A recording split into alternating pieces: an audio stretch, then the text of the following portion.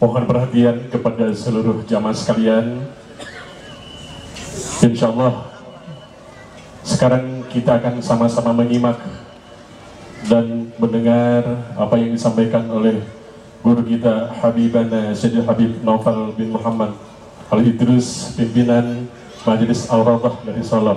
Sebelumnya saya mohon konsentrasi Anda, jangan ada yang ngobrol, biar kita pulang dari sini kita membawa ilmu yang manfaat. Sudah siap semuanya ibu-ibu? Ayo siap, konsentrasi semuanya. Insya Allah acara puncak kita tausiah dan mau'idatul hasanah dari Al-Alim Al-Allamah Habibana Syed Habib Naufal bin Muhammad Al-Idrus, pimpinan Majelis Al-Rawdah Solo. Kepada beliau waktu dan tempat disilahkan. Allahumma salli ala Muhammad, Allahumma salli ala Muhammad, Allahumma salli wa sallim wa barik alaihi wa ala alihi wa sahbihi.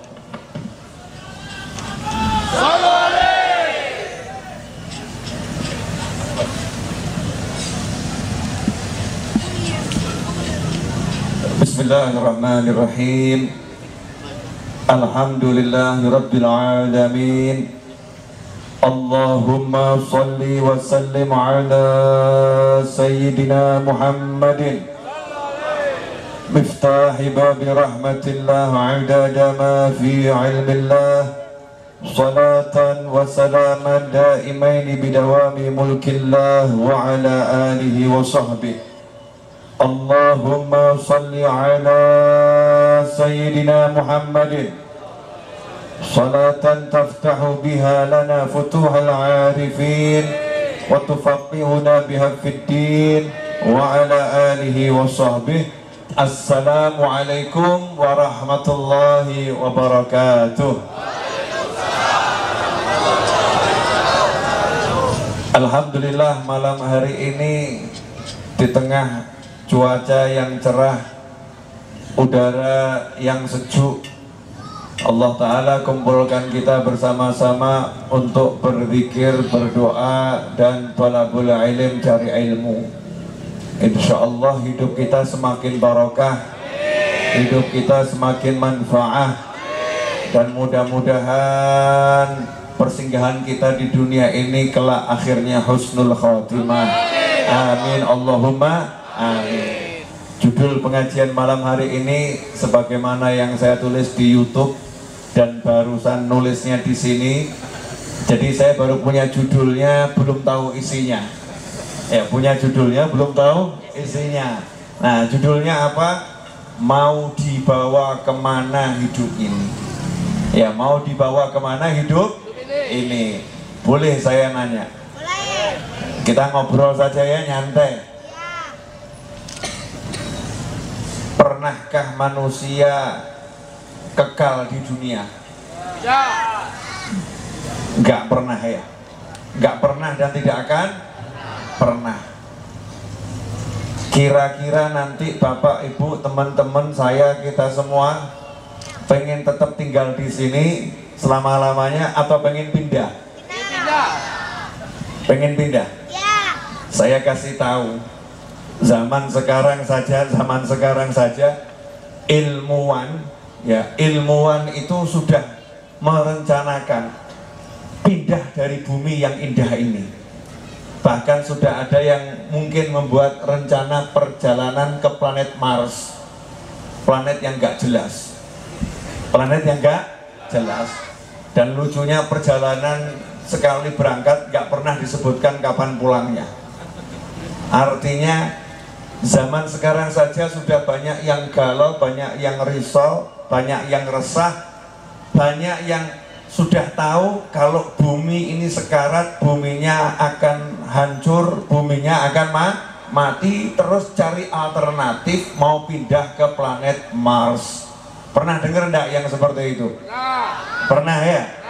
Ya, artinya lawang yang punya ilmu dunia saja nggak betah di bumi ini kok, paham buminya itu rusak, dirusak manusia.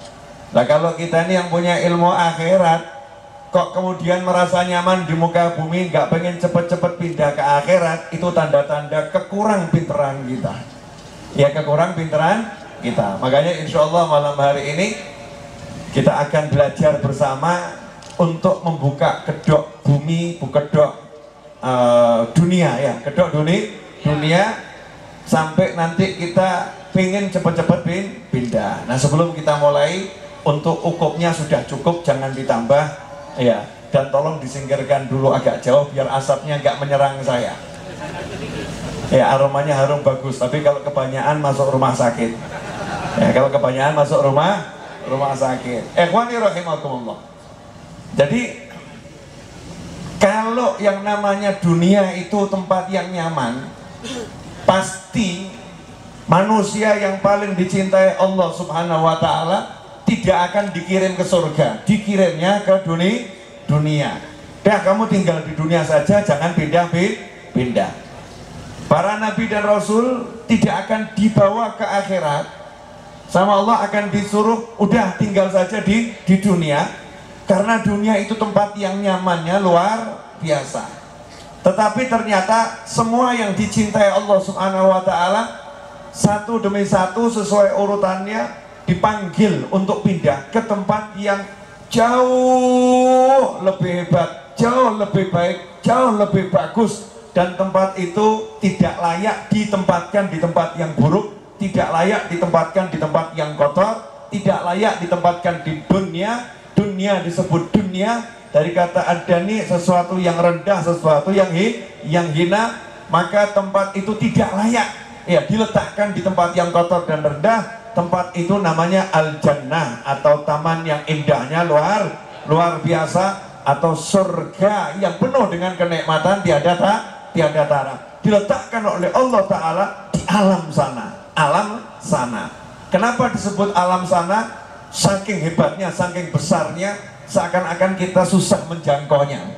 Sono ya, ada di sono, saking besarnya. Para ulama mengatakan alam akhirat itu kalau dibanding dengan alam dunia semuanya, baik yang zahir maupun yang enggak zahir, yang nyata maupun yang kasat mata, baik alam dalam dunia maya ya, maupun dalam dunia yang jelas seperti ini, dunia jin maupun dunia manusia, semuanya dikumpulkan jadi satu, dibandingkan dengan akhirat seperti sebutir debu ya, dengan padang Sahara yang luasnya seluruh dunia. Yang seluruh dunia itu akhirat, sebutir debu itu dunia dan segala isinya. Bahkan nilainya dunia menurut yang menciptakan. Yang menciptakan dunia siapa? Allah Subhanahu wa Ta'ala. Nilainya dunia menurut Allah Subhanahu wa Ta'ala la ta'adul janaha ba'udah, tidak sepadan ya, tidak sepadan dengan sebelah sayap nyamuk. Artinya nilainya rendahnya luar biasa. Ikhwani rahimakumullah, sekarang saya mau nanya, tolong dijawab jujur, boleh ya? Boleh. Tambah tua itu tambah seger atau tambah serba layu? Tambah seger atau tambah serba? Ya, saya nggak mau ngomong karena saya tambah tua. Tambah tua itu katanya serba badan, ya begitu ya. Yang namanya orang tuh kalau tambah tua, jalannya saja jauh dikit sudah ngos-ngosan. Rasanya tuh masih umurnya 17 tahun, bergaya lari gitu ya, bergaya lari sampai ujung masuk rumah sakit. Ya, sampai ujung masuk rumah sakit. Gak kuat, badannya gak kuat. Mata, Masya Allah, dulu saya bisa lihat semua ini, baca muda. Sekarang dijauhkan gak kelihatan, didekatkan gak kelihatan. Itu mata. Gigi, Masya Allah, dulu yang namanya balung itu ya, tulang ya, digigit hancur tulangnya. Sekarang daging digigit, giginya yang hancur. Giginya yang hancur. Semua serba melemah. Semua serba melemah.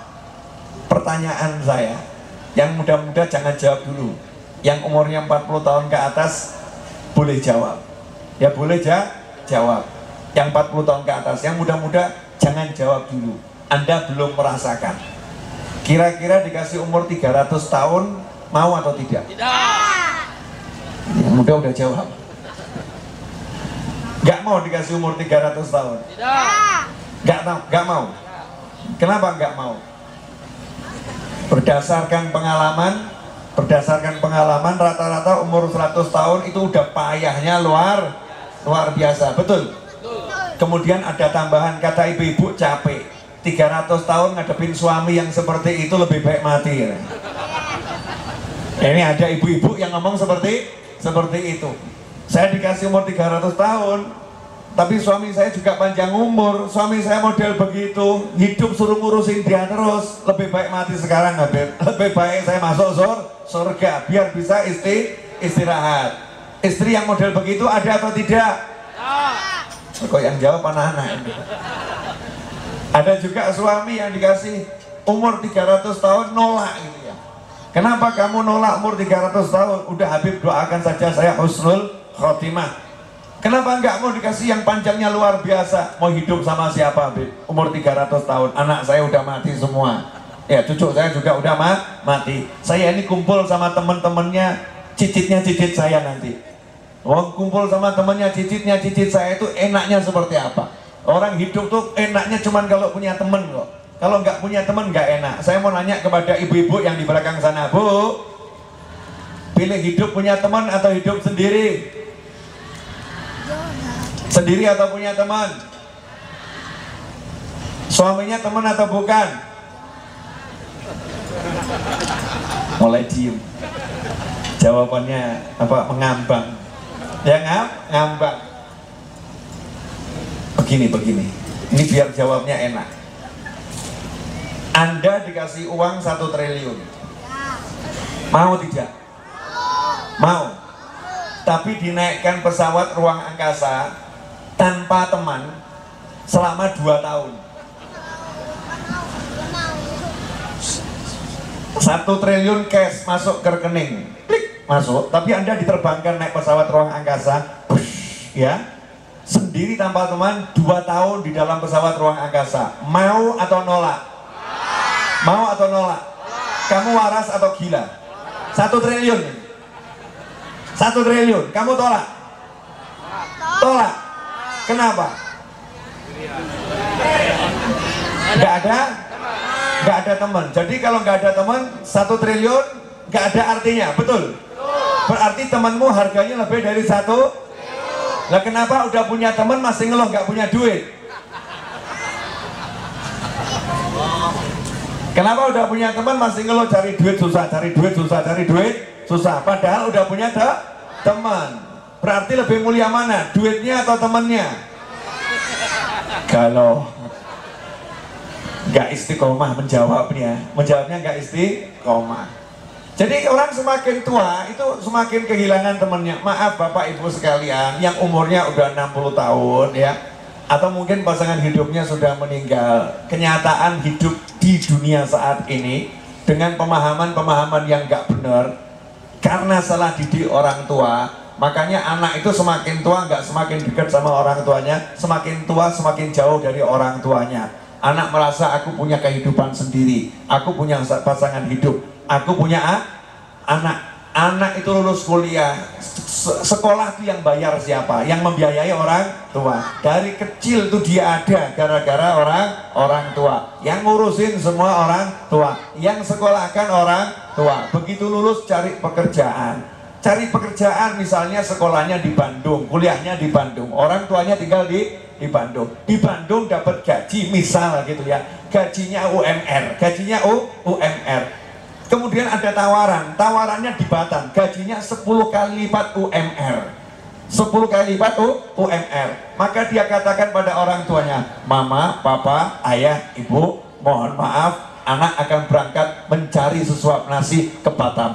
Gaji 10 kali lipat UMR. Orang tuanya ditinggal ke Batam. Di Batam rupanya ketemu dengan gadis Batam. Akhirnya jatuh cinta. Akhirnya menikah di sana. Kemudian gadis Batam pun mengatakan, aku hanya mau hidup bersamamu di Batam. Aku tidak mau pindah kemana-mana. Maka si anak berkata pada orang tuanya, Mama, Bapak, mohon maaf, anak tidak bisa meninggalkan kekasih hati. Ya, kami akan tinggal di Batam karena kami bekerja di sini, ya, dan berkeluarga di sini. Kemudian punya anak, ya, punya cucu, ya. Orang tuanya rindu pengen punya kumpul sama anak sama cucunya, tapi berjarak dari ujung Indonesia yang satu ke ujung Indonesia yang lain. Kemudian semakin tua orang tuanya, satu demi satu anaknya pergi dari rumah. Akhirnya orang tuanya tinggal berdua. Ya, orang mengatakan romantis seperti zaman dulu kala. Enggak romantis, stres itu. Ya, berdua ditinggal sama anak, menghadapi masa-masa tua, masa-masa mau mati, mau meninggalkan dunia, dikucilkan oleh keluarga. Ini yang seperti ini indah atau malapetaka? Musibah atau nikmah? Musibah. Ini kenyataan. Orang kalau semakin tua, kondisinya seperti itu. Nah, ini semua terjadi karena tidak paham dirinya mau kemana, dirinya mau tinggal di mana nantinya. Dunia ini hanya tempat sementara. Kalau Anda pergi ke Solo, ya, lewat tol, ya, lewat tol, itu ada rest area kilometer sekian, rest area kilometer sekian, rest area kilometer sekian. Kalau Anda lama-lama di rest area diusir. Kenapa? Buat macet rest area. Dan tidak mau tinggal di rest area lama-lama. Kenapa? Yo, nanti bayarannya mahal. Ya, bayarannya bisa mahal. Kemudian ikhwani rahimakumullah, yang namanya di rest area itu hanya mengambil kebutuhan. Butuhnya mau makan, dia makan. Butuhnya minum, dia minum. Butuhnya ke toilet, ya ke toilet. Setelah itu pasti dia melanjutkan perjalanan. Saya pengen cepat sampai ke Solo, saya pengen cepat sampai ke Bandung, saya pengen cepat sampai ke Surabaya, saya pengen cepat sampai ke Jakarta. Karena udah punya rencana di tempat tujuan. Betul atau betul? Apalagi kalau judulnya dari Bandung mau ke Surabaya lewat tol, tujuannya adalah untuk dinikahkan di sana, mau akad nikah. Pertanyaan saya, mau enggak berlama-lama di rest area? Mau enggak berlama-lama di rest area? Kalau bisa nggak usah lewat tol, tapi naik pesawat, biar cepat sampai, biar cepat akad nikah. Betul? Yang muda-muda? Betul? Jadi kalau kamu disuruh lama-lama di rest area, dikerjain sama temanmu, biar terlambat datang pernikahan yang itu kamu yang akan dinikahkan, kira-kira kamu sebel atau nggak sebel? Jengkel atau nggak jengkel? Pertanyaan saya, kamu mau dinikahkan sama bidadari surga, tapi disuruh lama-lama di dunia, disuruh ruwet-ruwet di dunia, kira-kira kamu sebel atau nggak sebel?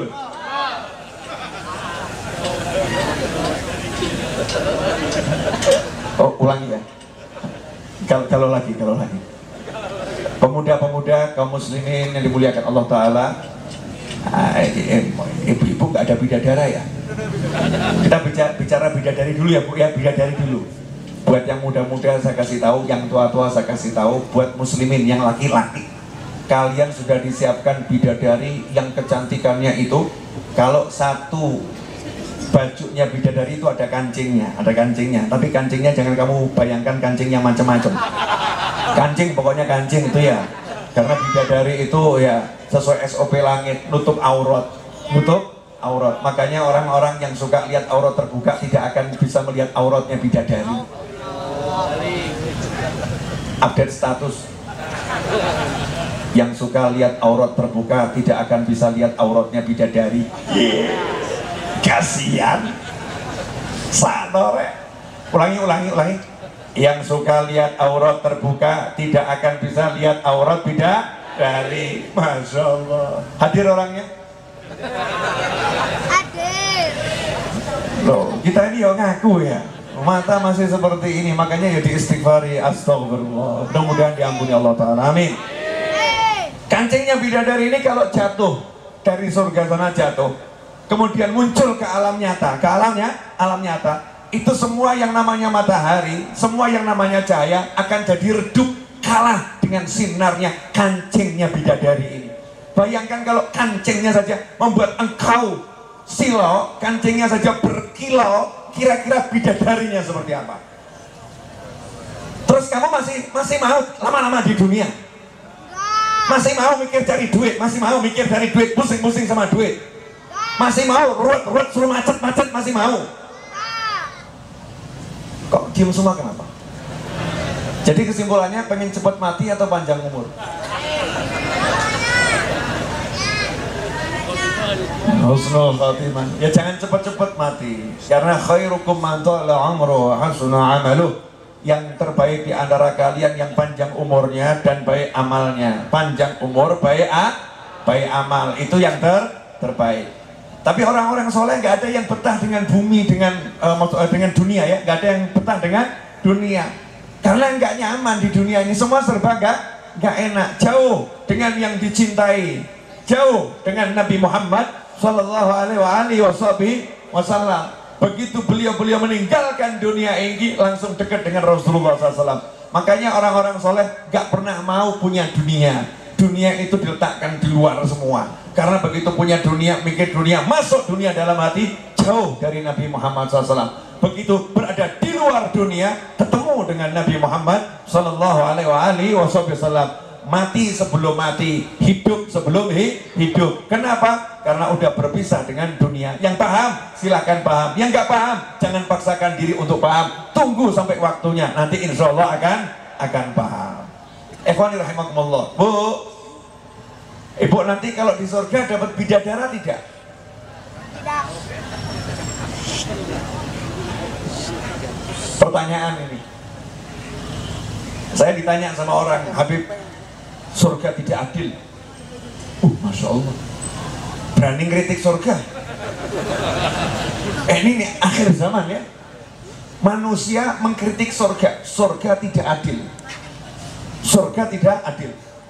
Nah kalau udah berani mengkritik surga, berani mengkritik yang menciptakan surga. Ini kan kekurangan ajaran tingkat tinggi. Tapi ya nggak apalah, dilayani. Mungkin orang nggak paham ya. Kenapa kalau dibilang nggak adil? Karena di surga itu cuman pria yang mendapatkan bidadari, perempuan tidak mendapatkan bidadari. Loh, kamu mau LGBT? Perempuan sama perempuan nggak boleh. Perempuan sama laki-laki, laki-laki sama perempuan. Nah kenapa wanita tidak diberi bidadara di surga? Oh, simple jawabannya. Karena Allah sudah menciptakan wanita itu jumlahnya jauh lebih banyak dari kaum pria. Jauh lebih banyak daripada kaum pria. Makanya 1 banding 4. Karena wanita itu jauh lebih banyak. Nah karena wanitanya jauh lebih banyak, sementara prianya sedikit. Dan Rasul bersabda SAW, aku telah melihat neraka, kebanyakan kaum wanita tempatnya di neraka. Nah karena banyak wanita yang masuk neraka, sedikit wanita di surga, sehingga sedikitnya wanita di surga ini belum cukup untuk melayani kebutuhan pria-pria yang ada di surga. Makanya sama Allah dikasih bidadari sebagai suplai tambahan untuk kaum pria. Begitu loh Bu. Kok Ibu lihat saya nggak enak, kenapa? Lebih banyak pria-pria yang di surga, sedikit wanita yang di surga. Lah saya masuk yang mana? Ya insya Allah ibu-ibu masuk yang sedikit. Ya insya Allah masuk yang sedikit. Di surganya Allah Subhanahu wa Ta'ala. Ciri-ciri wanita yang akan masuk surga yang seperti apa? Yang tidak seperti ini. Wanita yang akan masuk surga adalah wanita yang tidak seperti ini. Yang tidak bagaimana? Wanita yang tidak akan masuk surga adalah wanita yang suka melupakan jasa suami. Ibu tidak toh Bu? Bu, Ibu suka nggak melupakan jasa suami? Terutama kalau Ibu lagi ngambek. Ibu kalau ngambek kan bilang sama suami toh, terima kasih, memang kamu baik, semua baju di lemari kamu yang belikan. Terima kasih, memang kamu kalau waktu aku ulang tahun kamu kasih kado aku bagus-bagus. Terima kasih, kamu udah capek-capek kerja untuk cari nafkah untuk keluarga, tapi aku sebel sama kamu. Gitu nggak? Atau sebaliknya begini, dasar laki-laki memang nggak pernah punya perasaan, nggak pernah ngerti, istri ulang tahun nggak pernah diberikan kado, padahal baru hari itu lupa, bertahun-tahun selalu diberi kado. Dasar suami, istri aja minta baju satu nggak dibelikan, nggak pernah memang kamu belikan baju untuk istrimu, padahal satu lemari yang belikan baju adalah suaminya. Istri yang model begini ada tidak? Banyak. Bu, Ibu, ada tidak yang seperti itu? Banyak. Nah, yang model begitu kalau belum tobat tidak akan masuk surga. surga. Kemudian ikhwani rahimakumullah, kalau udah gambarannya ringkas, saya belum ceramah nih, jangan dibilang saya udah ceramah, belum ini. Itu baru 24 menit. Baru 24 menit bicara, ini mukadimah, gambaran saja, gambaran. Kalau orang mau nikah pengen cepet-cepet ninggalkan rest area, kalau orang dikasih surga dan segala nikmatnya, mestinya yang nggak betah tinggal di dunia. Betul. Saya ini nggak betah tinggal di dunia. Sudah pengen cepet-cepet pindah ke sana, tapi nunggu kalian berangkat duluan. Asli bener. Jadi saya pengen segera pindah ke sana, tapi saya nunggu kalian berangkat duluan. Kenapa tuh kalian nggak berangkat duluan? Kan saya nggak enak mendahului. Udah siap kaji? Ini belum ya. Jadi judulnya mau dibawa kemana hidup ini. Saya sedih itu, sedih karena sejak saya belajar sampai hari ini dapat satu kenyataan. Zaman sekarang dan zaman beberapa waktu yang lalu, setiap orang yang hidup sekarang itu dikasih pelajaran, kamu hidup harus cari duit. Hidup itu harus cari duit. Duit itu penting. Duit itu penting. Kamu harus cari duit. Kamu harus jadi orang. Harus jadi orang. Dalam arti punya titel, punya jabatan, punya duit. Pertanyaan saya, pola pikir yang seperti ini berkembang atau enggak berkembang? Berkembang atau enggak berkembang? Jadi kalau ada anak itu belajar, ya belajarnya bukan belajar cari duit, belajarnya belajar ke masjid, ke majelis. Orang tuanya senang atau agak senang atau was-was? Contoh ya, contoh sarjana informatika, sarjana informatika, tapi dia bukan sibuk ngirim lamaran ke berbagai perusahaan. Ternyata dia buka cilok di perempatan, hidupnya ke pengajian. Kira-kira orang tuanya dan teman-temannya bahagia atau memberikan kritik tajam? Kritik tajam. Bahagia atau kritik tajam? Kritik tajam ya. Buat apa kamu sekolah tinggi-tinggi kalau akhirnya jualan cilok? Sebetulnya ini menyinggung perasaan para pedagang cilok. Jadi seperti merendahkan pedagang cilok. Buat apa kamu sekolah tinggi-tinggi kalau akhirnya ujung-ujungnya kamu jual cilok? Buat apa kamu sekolah tinggi-tinggi kalau ujung-ujungnya ke majelis, ke pengajian, ke majelis, ke pengajian? Hidup itu kamu harus sekolah yang tinggi, cari duit yang banyak, punya rumah yang mewah, kamu harus bisa menikmati dunia. Masya Allah. Saya mau kasih malam hari ini cara mudah hidup bahagia. Mau enggak? Kalau udah tahu tujuannya, nanti hidupnya pasti bahagia. Daripada saya bicaranya panjang lebar, muter-muter, langsung saya kasih tujuannya. Tujuan hidup adalah kenal Allah. Tujuan hidup adalah kenal Allah. Makanya hidup tuh gak ada akhirnya. Ada matinya, tapi gak ada akhirnya. Hidup itu ada matinya, tapi gak ada akhirnya. Manusia dikatakan lahir, lahir karena munculnya jasad ke bumi, jasad ke alamnya nyata, itu dikatakan lahir. Tapi manusia itu bukan dihitung sejak dia lahir, bukan. Kita ini, roh kita sudah ada sejak zaman dahulu kala. Tunqal, dipindah dari satu tempat menuju tempat yang lain. Begitu lahir ke muka bumi, baru disebut manusia, kemudian dikatakan hidup. Padahal sebelumnya hidup atau mati? Hidup. Sebelumnya hidup. Begitu lahir disebut hidup. Kenapa manusia disebut mati? Manusia disebut mati bukan rohnya yang mati, tapi jasadnya mati. Keluar roh dari jasad, maka manusianya disebut dia mati, meninggal dunia. Kalimatnya juga meninggal dunia itu yang benar ya, meninggal dunia, yang halus meninggal dunia. Maksudnya meninggal dunia apa? Ia meninggalkan dunia. Orangnya yang di dalam jasad pergi ke alam lain. Alam mana itu? Alam barzakh. Terus nanti jalan-jalan sampai surganya Allah Subhanahu wa ta'ala. Di surganya Allah abadi. Bayangkan hidup tanpa pindah-pindah lagi, menetap di surga abadi selama-lamanya. Untuk apa? Menikmati surga? Bukan. Surga itu hanya apa ya, hidangan pembuka. Jadi fasilitas yang Allah siapkan untuk lebih kenal sama Allah Ta'ala. Tapi karena biar kenalnya sama Allah enak, suguhannya enak-enak. Oh, alhamdulillah kotak-kotak. Ya, tapi saya kebetulan macam-macam nih. Loh, dekat semua. Karena saya memang mendekat. Ya, jangkauannya dekat, mau manggis bisa, mau apel bisa, ya, mau kelengkeng juga bisa. Semuanya nih nikmat. Ini hanya untuk memperindah saya ketika ceramah, seperti ada jaminan, Habib jangan takut kelaparan. Ini baru menu pembuka. Menu berikutnya tentu lebih mengejutkan. Ya, tentu lebih mengejutkan. Udah semua disiapkan sama panitia. Tenang saja Habib, ceramah saja. Yang penting ceramah. Di surga dikasih semua nikmat, tapi nikmat itu sekedar menu pembuka.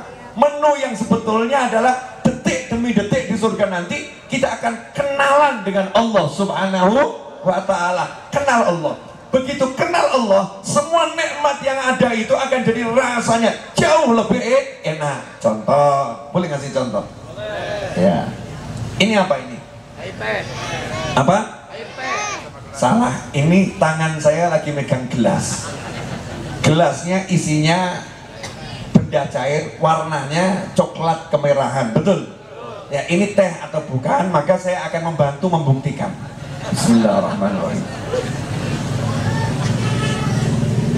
Alhamdulillah. Teh. Teh ini rasanya ya enak, tapi biasa saja. Nah, kalau ternyata teh ini dibuatkan oleh seorang gadis cantik yang ingin dinikah, kamu kok langsung Allah kenapa? Teh ini dibuatkan seorang gadis cantik yang ingin dinikah. Kemudian kamu kenal dengan yang membuatkannya. Misal loh ya, misal kamu kenal dengan yang membuatkannya. Kira-kira kamu minumnya biasa atau dihayati enggak? Dihayati. Jadi tehnya rasanya biasa atau jauh lebih enak? Udah paham? Jadi teh ini jauh lebih enak gara-gara tehnya atau gara-gara yang buat? Oh, pinter. Masya Allah. Tehnya jauh lebih enak gara-gara siapa? Yang buat. Kenapa jadi lebih enak gara-gara yang buat? Buat yang lain, walaupun tahu yang buat, tetap biasa saja. Karena kamu kenal siapa yang buat. Yang buat juga kenal sama kamu. Betul? Oke, pertanyaan saya. Baru teh ini jadi rasanya lebih enak kalau kamu punya hubungan dengan yang membuat. Lantas bagaimana hidup ini jadi tidak enak kalau kamu kenal Allah Ta'ala? Allahumma shalli alaihi. Jelas nggak? Bagaimana hidup ini jadi tidak enak kalau kita kenal Allah Ta'ala? Kalau kita kenal Allah Ta'ala itu ya lihat semuanya ini jadi nikmatnya luar biasa. Bahkan kita akan apa namanya, ya seperti tadi loh, kalau lagi di syuting ya, terus kita kenal yang buat, kita mau tunjukkan ya, senang. Makanya Allah bilang, wa amma bi ni'mati rabbika fahadits. Terhadap nikmat-nikmat dari Tuhanmu sebut-sebutkanlah. Allah juga bilang lewat lisan Nabi Muhammad SAW, sesungguhnya Allah suka kalau tanda-tanda kenikmatan yang Allah berikan pada hambanya itu ditunjukkan nikmatnya. Allah senang pakai baju yang bagus, ya semuanya dibuat serba bagus karena dapat nikmat. Punya uang, dikasih Allah rezeki, ditunjukkan, mau pamer sama Allah. Ya Allah, ini loh ya Allah, ini dari kamu ya Allah. Ya Allah, aku pakai loh ya Allah, ya. Aku manfaatin ya Allah. Karena kenal sama Allah Ta'ala, ngobrolnya dengan Allah Subhanahu wa Ta'ala, semuanya enak. Baru di dunia dengan benda-benda yang ada di muka bumi, dengan yang melekat maupun yang tidak melekat, kita kenal Allah Subhanahu wa Ta'ala, jadinya enaknya luar biasa. Apalagi nanti hidangannya Allah di surga, menikmatinya dekat dengan Allah Ta'ala, menikmatinya ngerti Allah Ta'ala, menikmatinya gak ada gangguan dunia, menikmatinya gak ada iri, gak ada dengki, menikmatinya dengan orang yang satu frekuensi, semuanya frekuensinya sama. Orang-orang yang cinta sama Allah Subhanahu wa Ta'ala, orang-orang yang hatinya selalu kepada Allah Subhanahu wa Ta'ala, sekelompok pecinta menikmati hidangannya Allah, tapi nggak lihat hidangannya lagi, tapi lagi menunjukkan sama yang memberi hidangan, ya Allah terima kasih aku nikmati ini, ya Allah aku begini, terus nggak ada habisnya. Makanya dikatakan kenikmatan yang ada di surga itu, kenikmatannya di surga, nikmatnya sama, minumannya sama, tapi setiap kali diminum, minuman yang pertama enak, minuman yang kedua rasanya jauh lebih enak, minuman yang ketiga rasanya jauh lebih enak, seruputan yang keempat rasanya jauh lebih enak, setiap rasanya beda-beda, setiap ngunyah rasanya beda. Kenapa? Karena setiap saat kenalnya sama Allah juga nambah, maka rasanya juga nambah. Ikhwani rahimakumullah. Ini kok jadi tegang semua, kenapa? Wong kita ini sama-sama orang nggak paham, ngomongkan yang nggak kita pahami enak. Kita ini kan orang-orang yang belum paham, ngomongkan hal-hal yang kita juga belum paham, itu enaknya luar biasa. Ini yang saya omongkan tadi kan ilmunya para wali ya, ilmunya para wali. Sedangkan kita ini preman. Kita ini preman. Ngomongkan ilmunya para wali, udah jujur-jujur saja. Mau sholat kita juga belum beres. Allahu Akbar, istri laporan, Pak, bos telepon mau kasih uang 2 miliar, langsung sholatnya dipercepat ya, dipercepat. Allahu Akbar, dengar suara air bang, banjir kelihatannya, padahal berita TV itu ya. Sholatnya jadi kacau. Masya Allah, ini sholat kita belum benar, belum bagus, mata tubuh kita masih berlumuran dengan dosa. Tapi kalau udah bicara ilmu, kenal Allah subhanahu wa ta'ala, berkaitan dengan Allah subhanahu wa ta'ala, kita masuk ke dunia itu, dunianya orang-orang yang kenal Allah, masuk ke wilayahnya orang-orang yang cinta sama Allah, baru mendengar dan membahasnya. Belum kita betul-betul mengamalkannya, sekujur tubuh sudah merasakan nikmat dan pengen segera-segera bisa. Kapan saya bisa seperti itu ya? Mudah-mudahan saya bisa seperti itu. Amin Allahumma amin. Ikhwani rahimakumullah. Jam berapa itu waktunya sudah? Ya 35 menit kurang lebih. Lanjut ya. Saya juga nggak pernah tahu nanti berhentinya menit keberapa. Tadi bisanya cuma buat judul, dengan izin Allah judul terbuat, isi wallahu a'lam. Sejauh ini alhamdulillah ya, isi nyambung gitu ya sejauh ini. Oke, jannah surga itu nanti nikmatnya semua sebagai hidangan, tapi intinya adalah kenal Allah subhanahu wa ta'ala. Nah, indahnya lagi, Allah Ta'ala selain menjanjikan surga di sana, Allah janjikan surga di sini. Buat orang-orang yang kenal Allah Ta'ala, sudah dikasih surga di dunia sebelum surga di akhirat nanti. Makanya hidup ini jangan dibawa kemana-mana, tapi bawa ke Qul huwallahu ahad, Allahus samad. Bawa ke sana. Katakanlah hanya Allah yang Maha Esa, hanya Allah tujuanku, Allah yang satu. Allah, yang dilihat Allah, yang dicari Allah, yang didengar Allah, yang dibicarakan Allah. Hidupnya hanya Allah, bergantungnya hanya kepada Allah, gak ngaruh yang lain, yang ngaruh hanya Allah. Kalau udah hidupnya seperti itu, jannah ini ada di dunia sebelum di akhirat nanti. Oke, sekarang saya mau ngajak membahas itu, tapi kita bumikan dulu. Itu tadi bahasa-bahasa, ya bahasa-bahasa begitu. Sekarang kita bumikan dalam kehidupan, boleh? Tanya jawab ya, ngobrol ya, santai ya. Ini saya tanya di mana-mana jawabannya sama. Mudah-mudahan malam ini jawabannya juga sama. Coba di sini yang sudah bekerja angkat tangan, pekerjaannya apapun. Sudah bekerja, saya bekerja juga. Oke, alhamdulillah, mayoritas bekerja. Yang nganggur nggak usah angkat tangan. Ya, buat saya pengangguran itu orang malas. Pengangguran itu orang malas. Habib, tapi saya dipecat dari perusahaan. Jangan nganggur. Nganggur itu malas. Karena kerja nggak harus di perusahaan. Jual koran juga kerja. Jadi tukang pel di rumah orang juga kerja. Kamu jadi ojek online juga kerja. Tapi saya ini lulusan dari S3, mau S3 mau S10. Kalau kamu nggak kerja, itu namanya pengangguran. Dan Rasul nggak suka sama orang yang nganggur. Makanya aku nggak suka sama orang yang nganggur. Habib gimana sih Bib? Udah nganggur dicemooh? Saya bukan mencemooh pengangguran, saya mencemooh orang-orang malas. Nggak ada tempat di Islam buat orang-orang yang malas. Muslim harus giat bekerja. Pekerjaanmu apapun yang penting halal. Dah, mulai sekarang jangan bilang saya nganggur.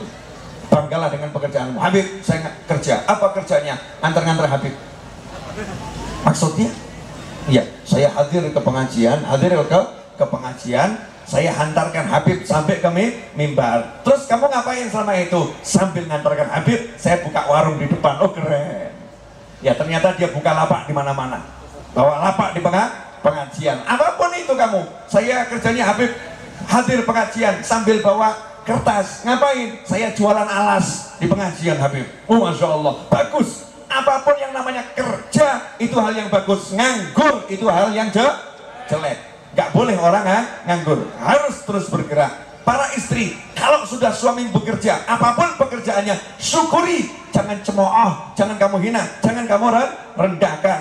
Bisa untuk apa ini? Kerja seperti ini hasilnya apa? Bisa untuk mencukupi kebutuhan kita. Mau hidup seperti apa kita nih? Istri yang seperti itu, istri yang durhaka, dan istri yang musyrik, gak iman pada Allah Ta'ala. Kenapa? Karena istri merasa yang ngasih rezeki adalah kerjaan suami, bukan Allah Subhanahu wa Ta'ala. Yang ngasih rezeki adalah Allah, bukan pekerjaan siapapun, bentuknya seperti apapun. Kalau udah suamimu bekerja, bergerak. Ingat kisah Sayyidatuna Maryam alaihissalam. Sayyidatuna Maryam goyangkan batang kurma yang tidak mungkin bergoyang, yang tidak mungkin bergerak, tapi Allah jatuhkan buah kurmanya. Allah yang jatuhkan, meskipun usahanya kecil, usahanya sederhana. Maka ketika suamimu udah bekerja, apapun pekerjaannya, yang penting bergerak dan halal, maka katakan, sayang, lanjutkan. Aku tidak menunggu hasil dari pekerjaanmu, tapi aku menunggu hasil dari lemparan Allah Ta'ala. Begitu. Siap para istri? Soalnya kemarin ada yang laporan, Habib, iya, saya mau cari suami yang baru. Kenapa? Suami yang itu gitu-gitu saja, penghasilan nggak nambah-nambah. Masa saya hidup suruh susah terus? Hidup suruh susah terus. Na'udzubillah, amin. Boleh dilanjutkan? Hanya ya, buat tadi yang sudah bekerja, jujur ya, jujur. Duit yang kamu dapat bertahan lama atau cepat habis? Cepat habis. Alhamdulillah, ada kesepakatan. Bertahan lama atau cepat habis? Cepat habis. Oke. Hidupmu bertahan lama atau cepat habis? Tengah-tengah. Gini loh, gini. Saya ngomong ini fakta ya, fakta. Dari pagi sampai sore, buat kamu itu lama atau cepat? Cepat. Cepat. 1 tahun itu lambat atau cepat? Cepat. 1 tahun rasanya itu gitu atau cepat?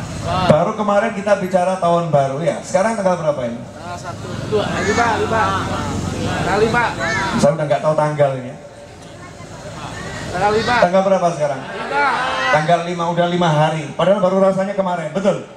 Baru rasanya kemarin, udah 5 hari. Berarti cepat atau lambat? Cepat. Berarti hidupmu itu cepat habis atau lambat habis? Cepat habis. Cepat habis, oke. Hidupmu cepat habis untuk cari uang, uangnya lebih cepat habis daripada hidupmu. Betul? Hidupmu cepat habis untuk cari uang, dan uangnya lebih cepat habis daripada hidupmu. 1 bulan untuk cari uang, uangnya habis dalam 1 hari. Mungkin nggak 1 hari, mungkin 1 jam uangnya habis. Pertanyaan saya, apakah layak hidupmu digunakan untuk cari uang? Ya.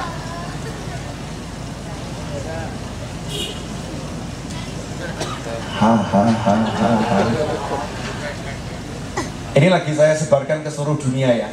Ajaran Habib Novel Al-Idrus, dilarang cari uang.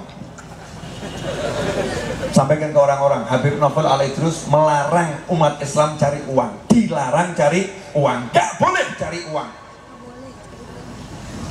Kok biasa nggak enak, kenapa?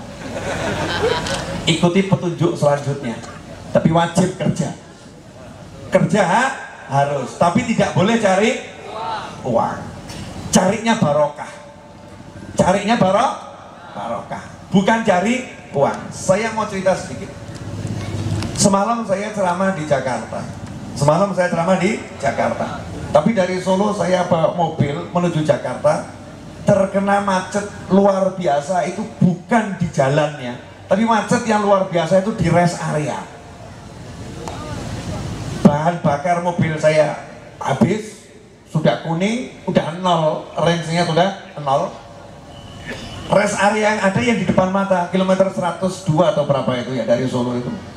Jadi saya masuk ke sana, masuknya ngantri, keluarnya juga ngantri, karena semua masuk di rest area. Mau beli bahan bakar kebanyakan, yang lain makan.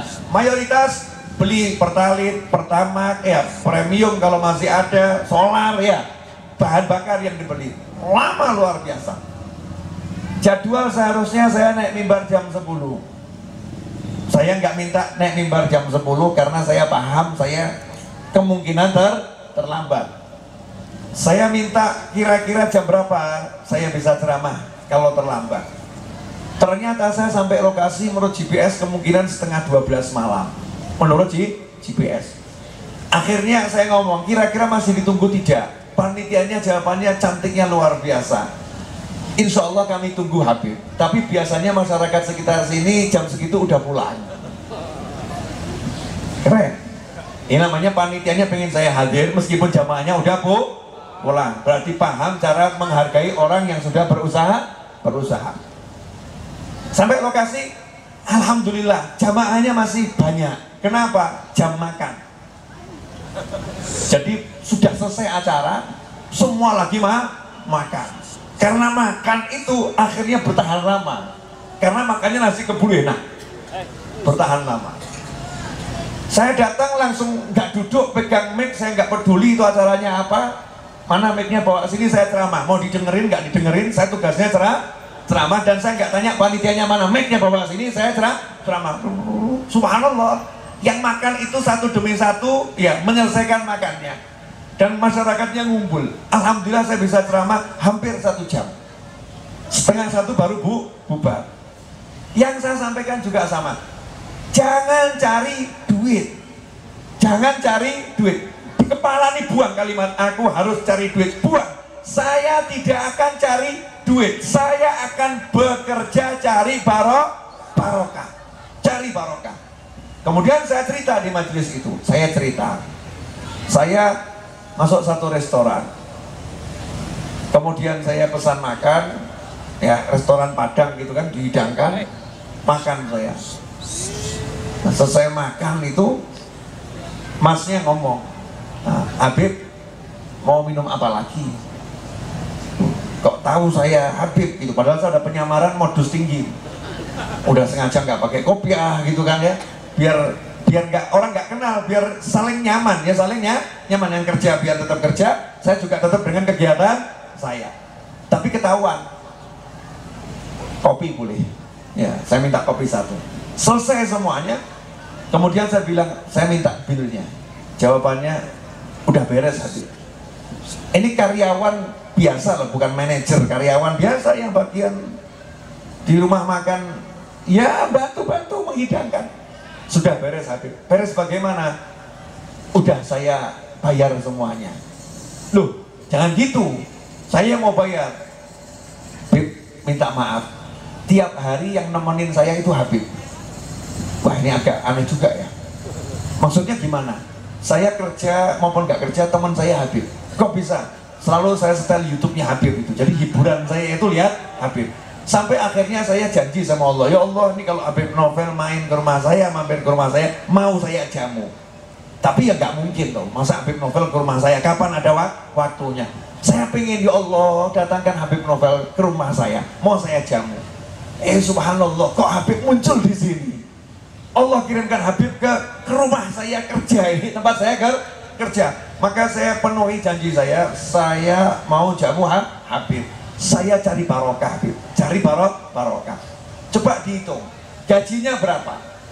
Bayar makan saya ini mungkin menghabiskan, saya dengan rombongan itu menghabiskan gajinya dia satu bulan. Tapi saya paksa, jangan, biar saya yang bayar. Enggak boleh, saya mau cari barokah. Ini orang yang nggak cari duit, tapi cari barokah. Di antara ciri berkah yang sudah dia dapat adalah yang sudah beliau dapat sampai malam hari ini, sedikitnya dari Jakarta sampai Bandung saya bicara tentang beliau. Saya sampaikan upayanya cari barokah kepada orang banyak. Selesai dari majelis itu, saya tidak duduk, tidak makan nasi kebuli. Kenapa? Saya tahu kalau makan nasi kebuli nanti jauh lebih lama saya duduknya di sana. Maka segera saya ke mobil dalam keadaan perut masih lapar. Ya dari Solo kan ya, belum sempat makan di rest area, perut masih lapar. Akhirnya saya cari makan di Jakarta sebelum saya ke Bandung, cari makan. Nah udah jam 1 malam, kan cari makan susah. Akhirnya pilihan yang tepat adalah setelah masuk ke beberapa warung, last order. Ya, cuman bisa duduk minum, nggak bisa makan. Bisa duduk minum, nggak bisa makan. Semua tempat makan yang saya datangi mengatakan tidak bisa pesan makan Pak, bisanya pesan minum. Akhirnya tiba ke pilihan satu tempat makan yang di seluruh Indonesia ada. Saya nggak boleh menyebutkan bawa merek karena juga nggak dibayar. Iya, juga nggak dibayar. Nanti juga yang lain kan nggak adil gitu ya. Pokoknya jualannya tuh ya ayam gitulah ya. Jualannya ayam goreng, kemudian ada kentang goreng ya. Merek-mereknya kan paling ya itu saja kan ya. Beberapa tempat. Saya nanya di situ, masih buka? Iya. Bisa pesan makan, bisa makan minum bisa. Dan tapi saya dalam modus penyamaran dari pengajian ya, masih pakai baju takwa, pakai sarung, pakai kopi lengkap. Duduk saya, pesan makan semua. Selesai pesan makan, kan mau bayar ya, mau bayar. Jawabannya di kasir, maaf Pak, tidak boleh bayar, sudah dibayarin. Padahal nggak ada orang di situ. Saya nanya, siapa yang bayarin? Itu atasan saya. Ternyata karyawan yang levelnya lebih tinggi. Terus saya bilang, terima kasih Pak. Bapak siapa? Habib. Wallah, gemeter, rangkul, ya, cium tangan, cinta sama saya, sayang. Saya jadi agak risih juga. Soalnya itu laki, saudara. Ya laki ketemu laki itu kan ya agak ngeri. Bayangkan kamu dipeluk lelaki ya, kemudian dicium. Belum pernah ngerasain loh, belum. Saya sering gitu. Apalagi kalau pas yang kebetulan kumisnya agak tebel gitu. Geli saudara-saudara. Geli. Allahumma sholli wa sallim alaihi. Nah, saya nanya, Bapak kenal saya dari mana? Saya tiap hari lihat YouTube-nya Habib, ikut kajian. Maafkan saya belum bisa ke Solo, Habib. Saya pengen jamu Habib. Kok Habibnya ke sini? Iya, saya pengen cari berkah. Kalimatnya sama. Saya pengen cari barokah. Pengen cari barokah. Jadi biar saya yang bayar semua ini. Pulang saya mau jalan masuk mobil, masih dikasih sangu. Berkah, kasih sangu makan. Sangu makannya saya bawa sampai Bandung. Sampai Bandung saya kasihkan apa namanya satpam security gitu ya. Ini oleh-oleh dari Jakarta, makan. Barokahnya sampai Jakarta. Masya Allah. Lihat nih perjalanannya nih. Ternyata ketika orang cari barokah, ya cari barokah, dia dapat senang, dia dapat bahagia, dan semuanya dibuat indah sama Allah Subhanahu wa Ta'ala. Tapi kalau orang cari duit, ini loh, orang cari duit. Contoh ya, boleh saya kasih contoh? Berangkat dari rumah jam 4 subuh, belum sempat sholat subuh. Sholat subuh mungkin di rest area kalau kerjanya di Jakarta. Oh, saya sering ketemu ya, sholat subuh di rest area. Atau sholat subuh kalau nggak memang di luar kota, dia nggak sempat di rumahnya, nanti masjid terdekat, musola terdekat, pom bensin terdekat, ada musola, sholat di situ. Lanjutkan perjalanan, biar sampai ke lokasi kerja. Pulangnya sore, ternyata apa? Buka toko, ya buka toko. 1 bulan kerja yang ada keluh kesah, cari duit susah, pasar sepi, cari duit susah, pasar sepi. Mau sampai kapan seperti ini? Hidup kok seperti ini, cari duit susah, pasar sepi. Pertanyaan saya, berarti kerjanya dia ini membuat dia lelah atau membuat dia bahagia? Lelah atau bahagia? Lelah. Kenapa lelah? Cari duit. Habib Novel mengajarkan kerja, jangan cari duit, tapi cari barokah. Lain semangatnya. Mau kemana Mas? Cari barokah. Pulang, istrinya nanya, Mas, saya butuh duit untuk beli gula, ada nggak duitnya? Insya Allah barokah. Maksudnya, kalau saya nggak dapat duit, tapi saya dapat barokah.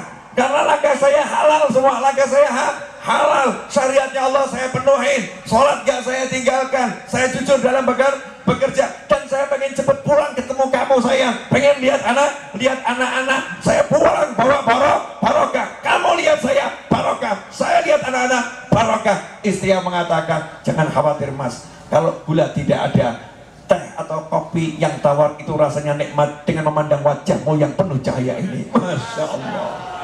Ternyata istrinya orang Sunda, saudara-saudara. Ya, karena dia tinggal di Bandung, ya, pinter menyusun kata-kata yang menyenangkan hati, bahagia. Sehingga tetangganya heran, ini orang mondar-mandir nggak dapat duit, tapi kok hidupnya bahagia. Sementara dia yang mondar-mandir, sama-sama nggak dapat duit, hidupnya hanya cemooh, caci maki, ya gak enak semua. Nanya, dek, suamimu punya duit? Oh, enggak. Terus kok kalian kelihatan asik-asik saja? Barokah.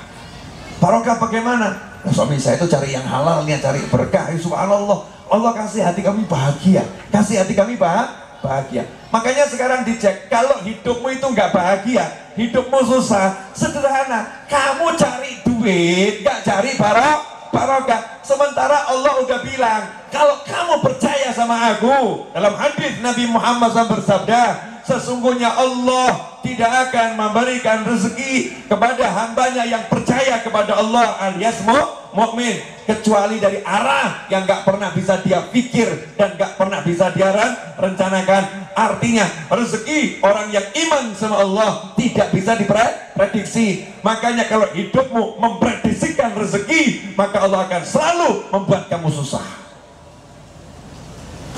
Halo, paham gak ini? Apa?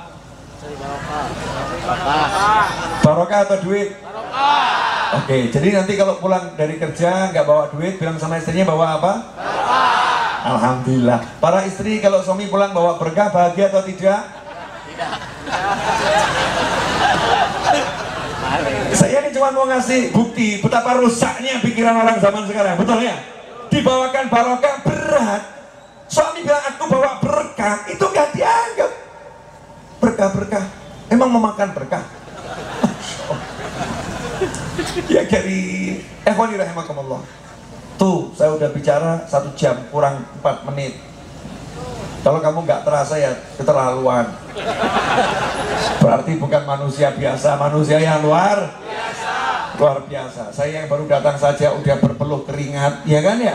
Anda yang sudah dari tadi sudah maulid, sudah tawasul, sudah sholawat, udah macam-macam gitu ya.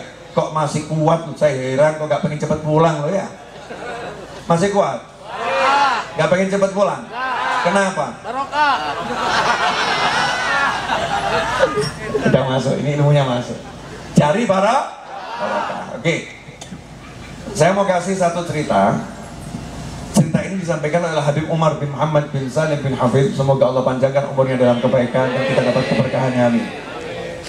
Beberapa tahun-tahun yang lalu, lama, ya mungkin lebih dari 10 tahun yang lalu, kemudian pernah saya terjemahkan dalam kitab Manhaj Dakwah, metode dakwah. Jadi ada 2 orang ulama, orang pinter sama orang pinter duduk berdebat. Tapi debatnya orang pinter bukan debatnya orang zaman sekarang ya. Ya, lebih tepatnya berdiskusi. Yang satu ditanya sama temannya, rezeki itu harus dicari atau nggak usah dicari? Temannya jawab, rezeki nggak harus dicari.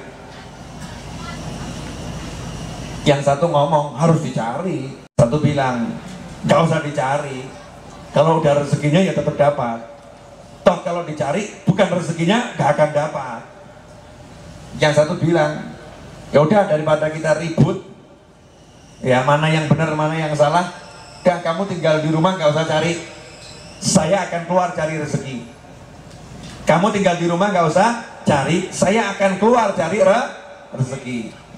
Kata temannya, silahkan, kalau udah rezeki saya ya nggak akan kemana-mana. Kalau bukan rezeki kamu ya kamu nggak akan dapat.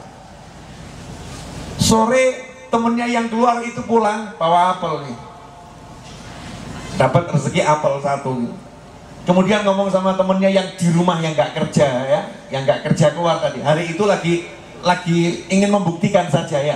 Udah kamu di rumah, nggak usah keluar, biar saya yang cari. Kamu nggak usah cari. Coba lihat nanti siapa yang dapat rezeki. Akhirnya yang keluar dapat apel ya. Sambil masuk rumah itu dia mainkan apelnya seperti ini dengan puas tuh. Yo. Katanya rezeki nggak usah dicari, nggak usah dicari. Dia nggak cari di rumah yang nggak dapat apel. Aku keluar ya dapat apel. Nah sampai di rumah dia ngomong sama temennya tadi. Jadi rezeki sama megang apel lagi ya. Rezeki itu dicari atau nggak usah dicari? Temennya tetap ngomong nggak usah dicari. Rezeki nggak usah dicari. Kalau udah rezeki ya tetap dapat. Nah tuh kamu diem saja. Kamu nggak dapat rezeki. Ini aku keluar. Maka aku yang dapat rezeki. Nih silakan makan. Nah, tangkap sama dia. Terus temennya yang nangkep tadi pegang. Terus dia mulai makan. Bismillahirrahmanirrahim.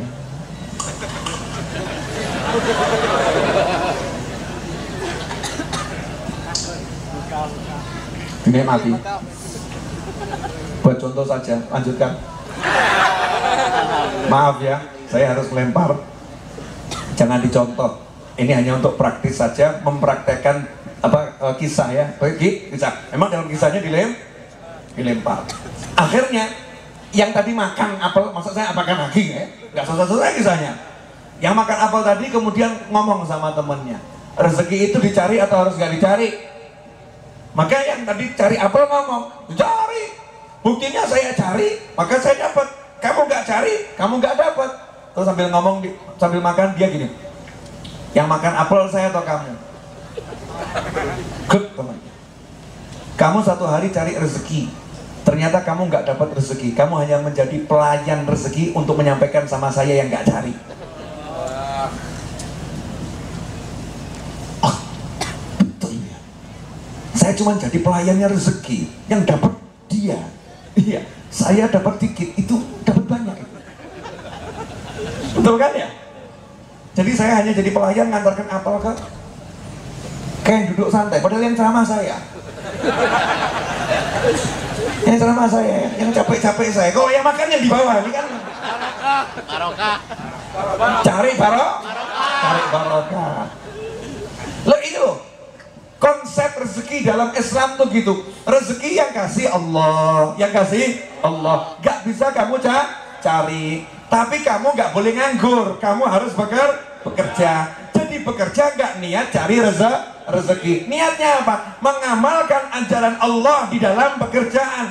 Kalau kerja kamu jadi pelayan, ya melayani dengan baik. Bukan curi-curi waktu untuk kurang pekerjaan. Kalau pekerjaan kamu itu jualan bensin, ya kamu jualan bener, gak ngurangin jumlah yang dikucurkan. Kalau kerjaan kamu itu jualan beras, ya kamu gak ngurangi timbangan atau takaran. Perkara kamu nanti dapat duit, gak dapat duit, dapat rezeki, gak dapat rezeki, not your business. Bukan urusanmu, bukan urusan saya. Itu urusan yang ngatur jagat raya, yaitu Allah Subhanahu wa Ta'ala.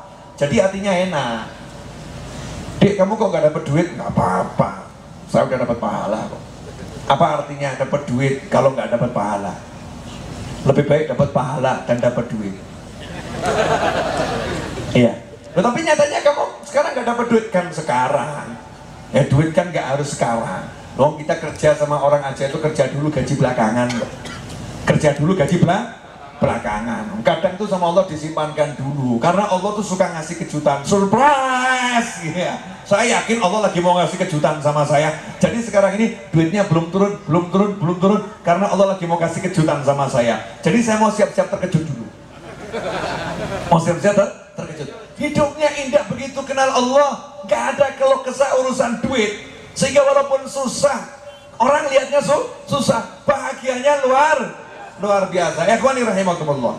Untuk menutup kajian malam hari ini belum selesai. Untuk menutup, saya mau mengingatkan satu kisah. Dan udah sering saya ceritakan, tapi nggak apa-apa. Di Bandung kan belum, walaupun di YouTube mungkin ada ya.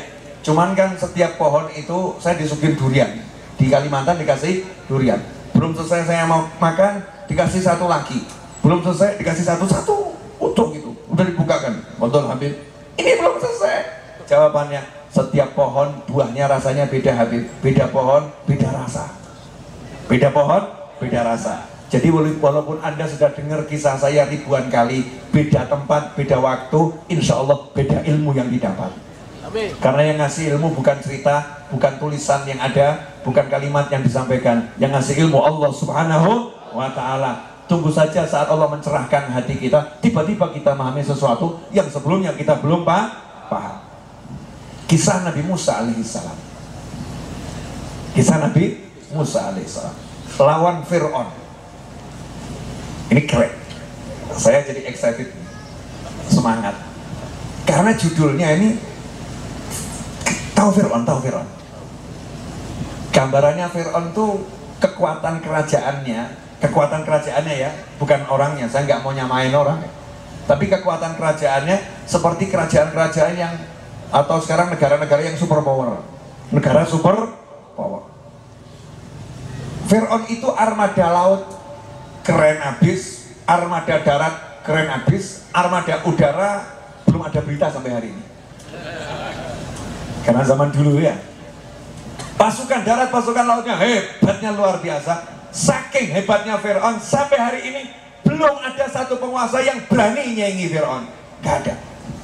Karena Fir'aun itu langsung memproklamirkan dirinya, aku Tuhan. Keren. Ada presiden yang berani ngaku Tuhan? Gak ada. Mau negaranya sekuat apapun, gak ada yang berani ngaku Tuhan. Fir'aun ngaku Tuhan. Yang gak mau iman sama Fir'aun langsung dibunuh. Akhirnya yang lain ya iman. Apalagi Tuhannya gak pernah sakit. Tuhan palsu ya, T kecil nih, Tuhan palsu, gak pernah sakit. Itu Fir'aun. Tapi suatu ketika yang namanya Fir'aun juga percaya sama orang yang punya ilmu. Fir'aun itu ya Fir'aun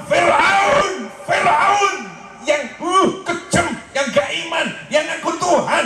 Fir'aun hormat sama ulama. Fir'aun kumpulkan orang-orang yang punya ilmu. Maka Fir'aun nanya sama ulama. Tuhan palsu nanya sama ulama. Tuhan palsu saja mau nanya sama ulama. Lalu kamu gak mau nanya sama ulama? Tuhan palsu yang kuat kerajaannya tunduk sama ulama. Kamu kok gak mau tunduk sama ulama? Masya Allah. Si Fir'aun nanya sama ulama. Gimana ulama? Kelangsungan kerajaan saya.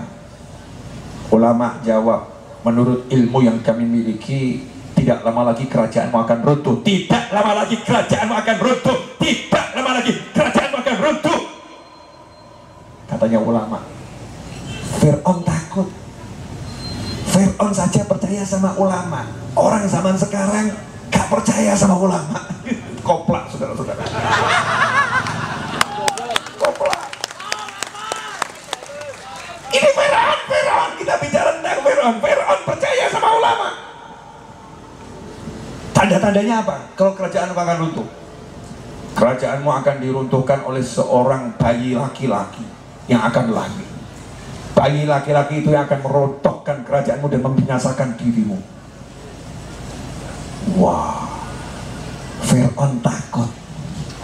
Fir'aun takut. Bayangkan, informasi dari ulama dipercaya sama Fir'aun, dan Fir'aunnya takut dan membenarkan ucapan ulama. Membenarkan ucapan ulama.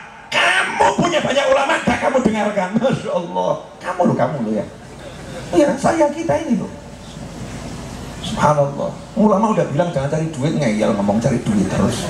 Jangan cari duit, cari barokah. Subhanallah.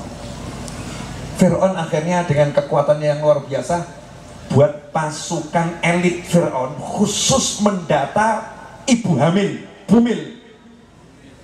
Ibu hamil di seluruh wilayah kekuasaan Fir'aun wajib didata lengkap kapan mulai hamil dan kapan perkiraan lahir.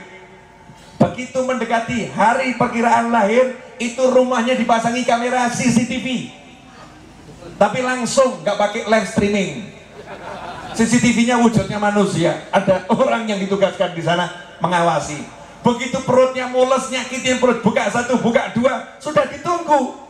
Ya lagi siap-siap mau melahirkan, diawasin laki atau perempuan. Begitu laki, bunuh di tempat.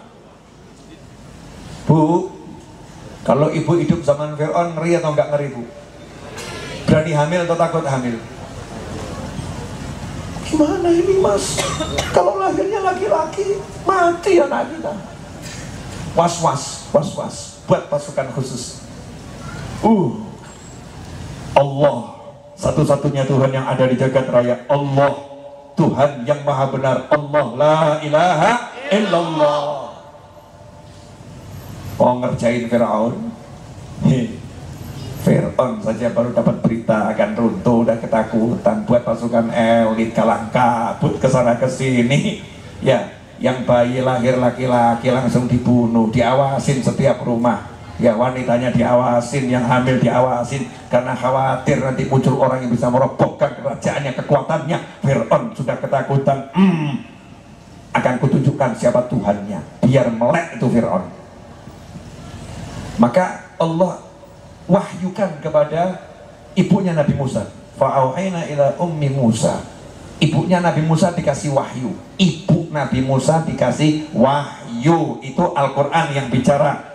Padahal tidak ada wanita jadi nabi. Maka dari situ wanita yang satu ini adalah wanita yang solihah, hamba Allah yang mencapai derajat kewalian atau wali para perempuan. Berarti wali bisa dapat wahyu. Cuman namanya wahyunya kalau untuk wali bukan wahyu. Walaupun kalimat Al-Qur'annya wahyu, untuk wali namanya ilham. Makanya kita disuruh musyawarah sama orang-orang soleh. Karena orang-orang soleh hatinya suka diberi wahyu oleh Allah subhanahu wa ta'ala, diberi ilham oleh Allah subhanahu wa ta'ala. Seperti ibunya Nabi Musa alaihissalam diberi wahyu oleh Allah subhanahu wa ta'ala. Nah kalau ibunya Nabi Musa saja diberi wahyu oleh Allah subhanahu wa ta'ala, lantas bagaimana dengan ibunya Nabi Muhammad SAW? Makanya jangan pernah mikir yang buruk-buruk tentang orang tua Rasulullah Sallallahu Alaihi Wasallam. Ikhwani rahimakumullah. Anehnya Allah nggak bilang kepada ibunya Nabi Musa, kamu lagi mengandung Rasulku, Nabiku yang luar biasa. Fir'aun buat pasukan elit dan kamu sudah didata. Berarti ini kamu calon anakmu mati karena pasti lahir laki-laki. Maka selamatkan anakmu, bawa ke atas gunung, bawa kepada Kilhin, bunuh dia. Allah bilang kepada ibunya Nabi Musa, hanyutkan putramu ke sungai. Ya, nanti saya akan mengembalikannya kepadamu dan kamu akan menyusui anakmu. Dihanyutkan ke sungai. Pertanyaan saya, bayi ditaruh di peti, dihanyutkan ke sungai, kemungkinan besar mati atau hidup? Mati. Lihat banjir yang terjadi ya, semoga segera sirna dari negeri ini, amin. Air bah yang muncul di media sosial tuh, mobil aja hanyut, ya mobil aja hanyut. Bayangkan bayi di peti, nggak ada yang jaga, cuman kakaknya Nabi Musa ngawasi dari pinggir tepi ngikuti. Ini peti kena arus, kena arus. Tapi sama Allah Ta'ala sudah dikasih GPS melacak kerajaan Fir'aun, GPS langit, mesin yang nggak pakai mesin. Peti ini hanyut kecepatan tinggi. Begitu mendekati istana Fir'aun, kecepatannya dilambatkan sama Allah. Dan peti ini paham, airnya diperintahkan sama Allah, bawa peti ini belok kiri, bawa peti belok kanan, nurut itu. Masya Allah, airnya nurut. Padahal nggak ada yang pakai sampah, nggak ada yang menghalok, nurut, gerak terus. Sampai akhirnya masuk ke tempat istri Fir'aun lagi mandi, tempat paling privasi, gak bisa orang masuk sana. Nabi Musa si kecil ini udah menembus semua penjagaan Fir'aun, langsung masuk intinya istana, ke istrinya sang raja. Dibuka itu peti, bayi laki-laki, sementara istri Fir'aun gak punya anak. Lihat gak punya anak laki-laki, begitu lihat bayi laki-laki, ganteng, menyenangkan. Allah buat istri Fir'aun jatuh cinta sama bayi yang satu ini, betul-betul cinta dari hati. Langsung tentram hatinya, dipeluk, ditimang-timang. Apa yang terjadi? Logikanya istri Fir'aun akan berpikir, ini yang dicari Fir'aun, bayi laki-laki. Kalau Fir'aun tahu, pasti dia mati, pasti dibunuh. Aku akan sembunyikan bayi ini, aku akan jauhkan dari Fir'aun. Tapi yang terjadi, Allah perintahkan, bawa ini ke Fir'aun, bawa ini ke Fir'aun. Fir'aun kan gaya, Fir'aun kan sok, Fir'aun merasa kuat, Fir'aun merasa hebat, Fir'aun ngaku Tuhan, Fir'aun ngaku bisa bunuh, Fir'aun ngaku bisa menghancurkan, tapi Fir'aun ketakutan. Fir'aun takut mati. Maaf saya ngomongnya teriak-teriak, karena episodenya harus teriak-teriak. Kan dalang itu kan kadang begitu kan, begitu ya, terus melemah ya, sesuai dengan situasi dan kondisi. Subhanallah, sama istri Fir'aun, Nabi Musa yang bayi ini dibawa masuk istana, bawa masuk kamarnya Fir'aun, kemudian ditunjukkan, ih, bayi laki-laki. Yuk, jadikan ini anak kita, siapa tahu menjadi penyejuk hatimu dan penyejuk hatiku. Kalimatnya dalam Al-Quran dipisah, penyejuk hatimu dan hatiku, penyejuk hatiku dan hatimu, penyejuk hatiku dan hatimu. Kenapa dipisah begitu? Karena istri Fir'aun paham, Fir'aun gak bakal senang kalau aku udah pasti senang, kalau kamu gak bakal senang. Tapi kokoh ngomong, ambil ini jadi anak angkat.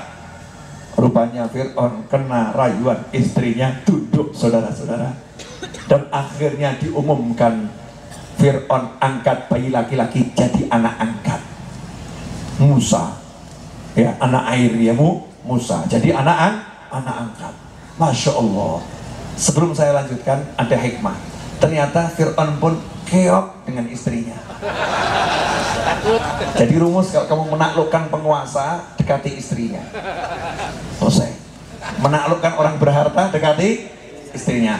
Kamu bisa yakinkan istrinya, kamu bisa yakinkan suaminya. Itu rumus dari zaman Fir'aun sampai hari ini belum berubah, saudara-saudara. Jangan share ya, tolong jangan share, bahaya ini. Nanti ditiru orang, ya, banyak hajatnya kabul. Boleh dilanjut? Yang menarik di sini, tadi yang koar, yang buat pasukan elit, bunuh bayi laki-laki, bunuh bayi laki-laki. Siapa yang ngomong gitu? Fir'aun. Episode selanjutnya, Fir'aun langsung rubah keputusannya. Bayi yang satu ini jangan dibunuh, dia anak angkat saya.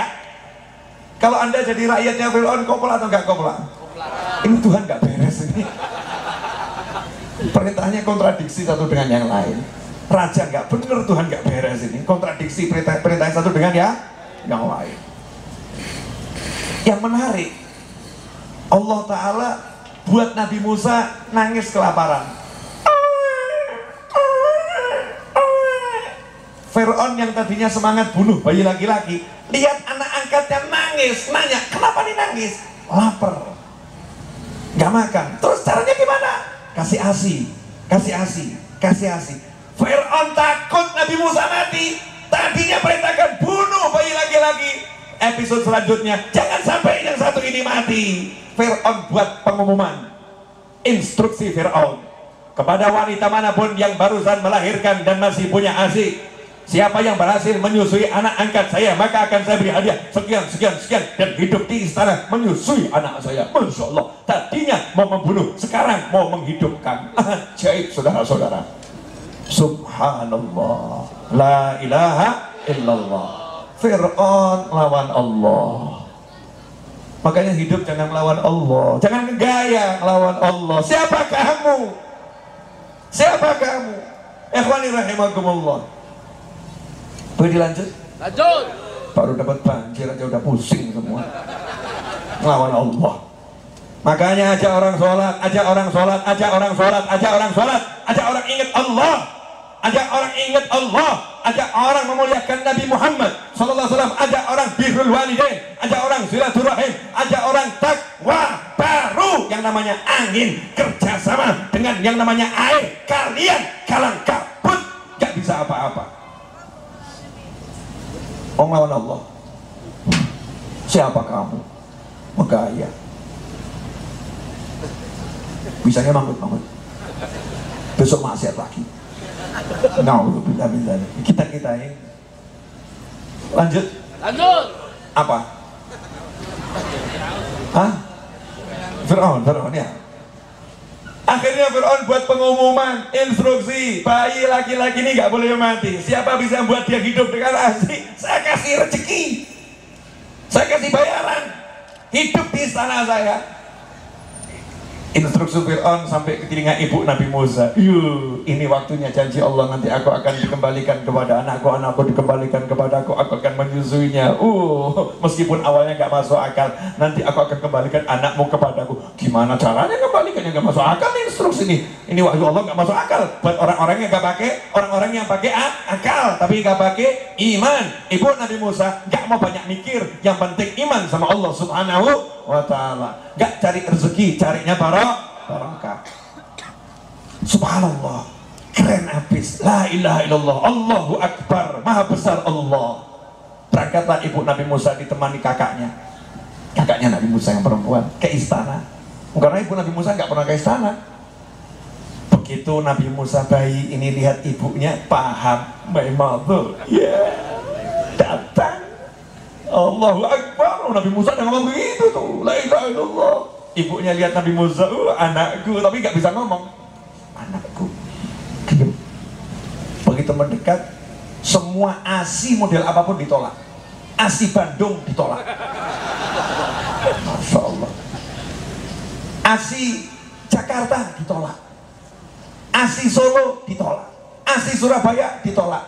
Begitu ibu yang satu ini dari wilayah tertentu datang dengan asinya, Masya Allah, Nabi Musa langsung sumringah. Nangisnya berhenti, kaget satu istana. Kan nangis, digendong, tenang, dikasih asi, senang. Akhirnya ibu Nabi Musa gak boleh pulang ke rumah, dah tinggal di istana sama anak angkat saya. Kamu saya bayar. Masya Allah, dari gubuk pindah ke istana dibayar oleh Fir'aun atas perintah Allah Subhanahu wa ta'ala. Paham gak maksud dari kisah ini? Apa? Barokah.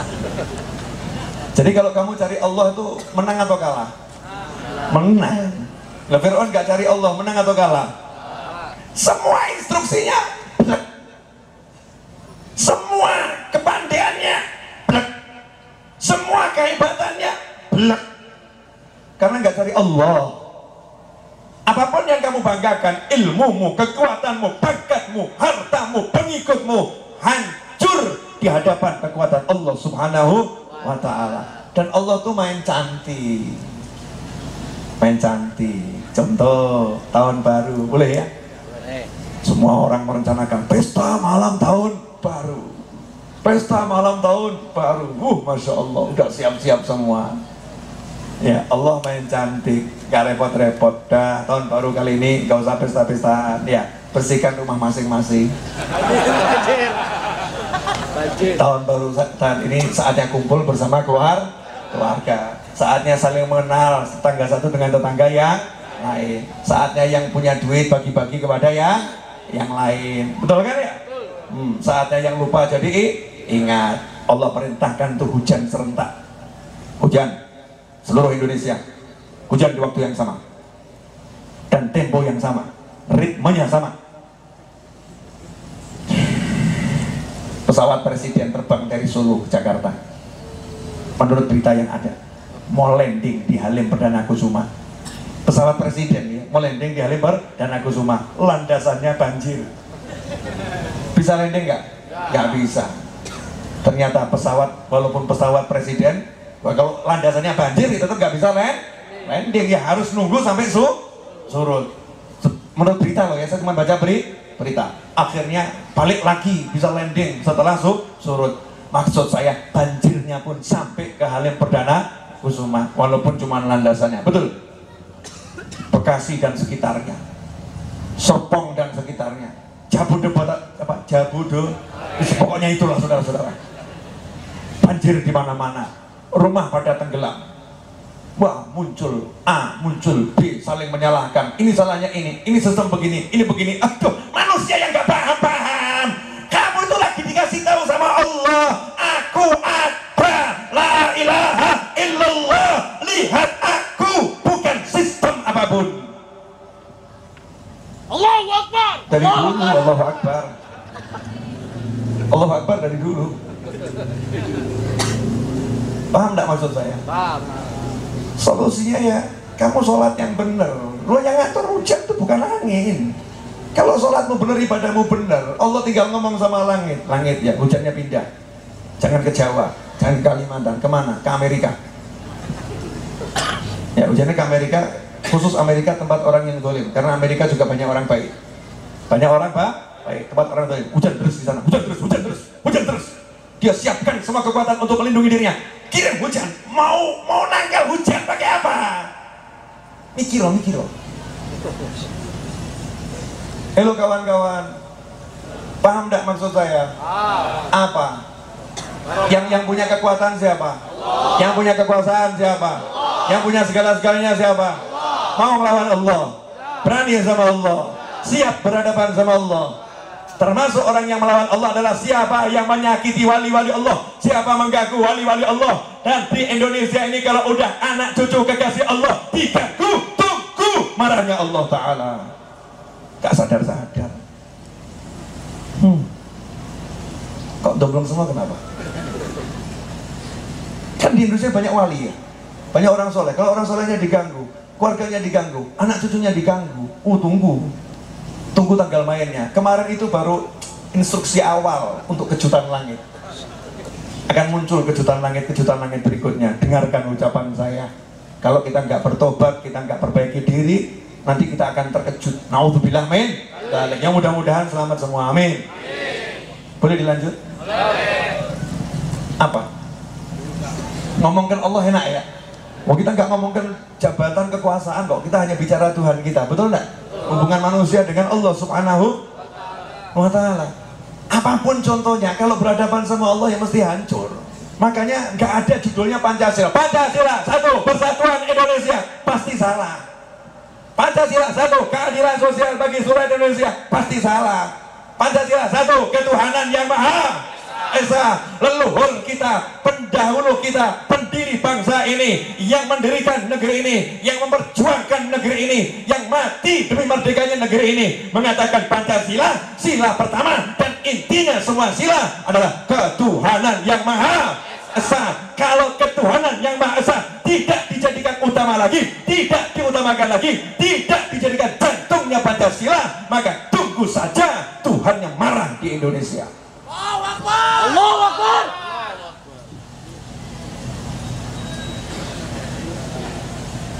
Betul atau salah yang saya omongkan?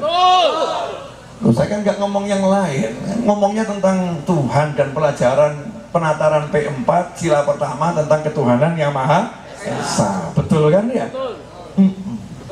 Kan kembali pada pribadi masing-masing. Yang kerja nggak jujur, hati-hati. Kamu berhadapan sama Tuhan. Berarti ini ceramah untuk diri saya sendiri atau untuk semua orang? Ya, untuk diri saya sendiri saya perdengarkan pada semua orang. Yang dengar, yang mau dengar alhamdulillah, nggak mau dengar semoga dapat berkah. Amin. Terutama yang ngomong deh, yang yang lain nggak dapat berkah nggak masalah. Yang penting saya dapat berkah. Ya kalau kalian dapat berkah, aku nggak dapat kan rugi. Lebih baik kalian nggak usah dapat, aku yang dapat. Tapi kalau semua dapat, ya itulah yang paling kau harapkan dan kau inginkan. Amin Allahumma. Amin. Ikhwani rahimakumullah. Tuh lihat jamnya itu. 1 jam setengah kurang lebih saya bicara.